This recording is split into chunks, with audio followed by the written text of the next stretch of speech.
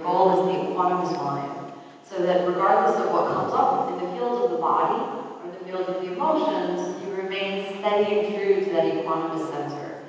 There's necessary suffering, but whenever we're personalizing our struggle, we're sort of caught in this war between ourselves and our body. And as long as we operate from that perspective, the body will tighten in response. And even if you succeed at getting your body into the pose, the deeper lesson of what that posture represents will always elude you, because this is something that's really interesting to understand. As long as you think that you are the doer, as long as you think that your will is what executed the results in the yoga practice, you're always missing the point. So if you go in with that attitude, yeah, I'm going to hit it real hard, I'm going to work those shoulders, I'm going to get them to open, here's my 10-point plan of how I'm going to get my shoulders, my twists down, I'm going to get in there, and then you do the pose, that will actually make you think that your will was the right method. So then you'll replicate that in your life, right? That's how you're into the twist, so that this is the method and it'll work for you. So the yoga practice forces you to fail whenever you're in that mindset.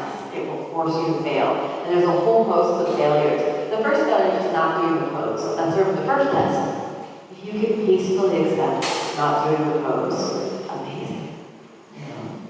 You pass the first test. You may not need to get any more of them, right? So, for example, we move into, say, Ashtanga D.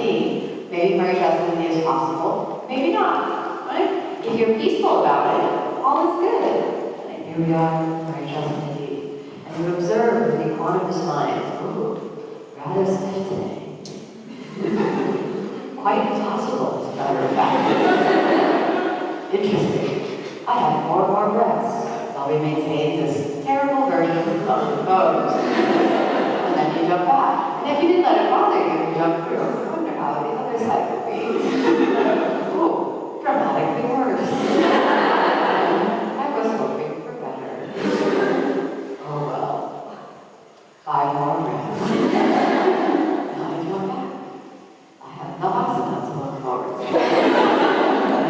And so you're able to just keep that. And again, remember, I said you have to hypnotize yourself. Because what you want to say is, by adjustment. There are very few people whose natural movement mechanics are good for the practice. I mean, I've worked in the practice and been teaching all over the world, and I can say that I've met very, very few people that are naturals in the practice. Very few. Which is good. That means the rest of us were suffering.